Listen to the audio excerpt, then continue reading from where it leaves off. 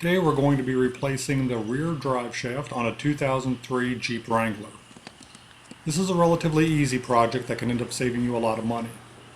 As you can see here, we've already removed the old drive shaft, which consists of 4 bolts at the front and 4 bolts at the rear. Here's a close-up of some of the damage that occurred to this drive shaft. Those with more technical knowledge may possibly have a reason why this failed.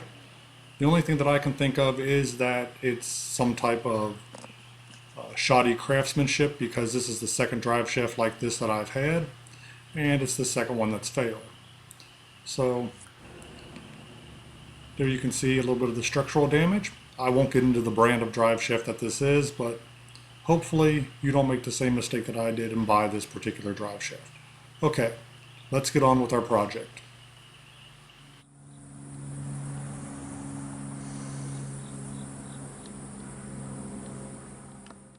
And here's the new drive shaft we'll be replacing it with, a Rough Country 5074.1 with a lifetime warranty. Out of the box, this is what the new drive shaft looks like. Comes with all the paperwork you need, all the instructions. Set of 4 bolts, but it does not come with the back straps for this section here. So just make sure you save those from the drive shaft you removed.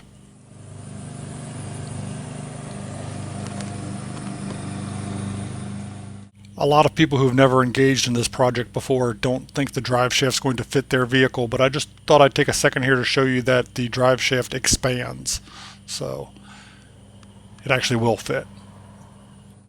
And the tools you need for this project are a 5/16 socket and a 1/2 socket. Pretty simple.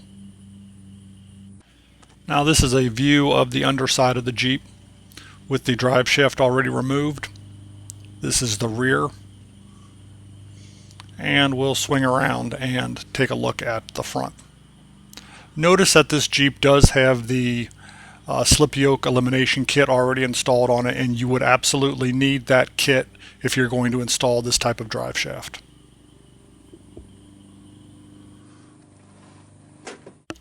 Before beginning the installation, it is vitally important that you grease the new drive shaft.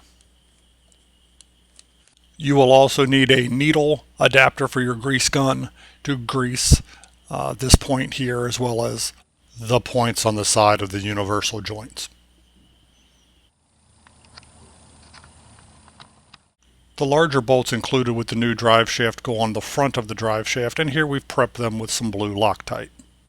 The larger bolts slip easily into place, and with a small ratchet you can tighten them up and secure them very easily.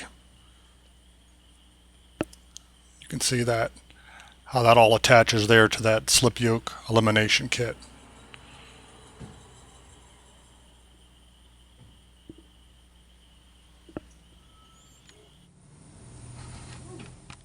At this point, you're going to need to chock your front tires, jack up the rear of the Jeep, take off the emergency brake, because this part here is going to need to move freely if you're going to be able to line up the rear of the drive shaft. See, as you can see with the Jeep up off the ground, this moves freely and you can line up that rear section. The Jeep will also need to be in neutral. These are the straps and bolts that you should have kept from removing your old drive shaft. Again, all prepped up with blue Loctite. And here's a view of how everything lines up with those universal joints at the rear of the Jeep. You can see how that was easy to adjust and slide into place and get everything lined up. And you can also see at this point how the drive shaft is slightly extended to fit this particular model and this particular lift.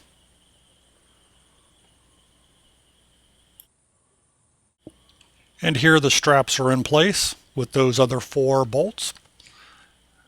Everything is in alignment, and that is what the drive shaft should look like when you get it installed. This entire project doesn't take any time whatsoever and doesn't require a lot of technical know-how. but it can save you a lot of money.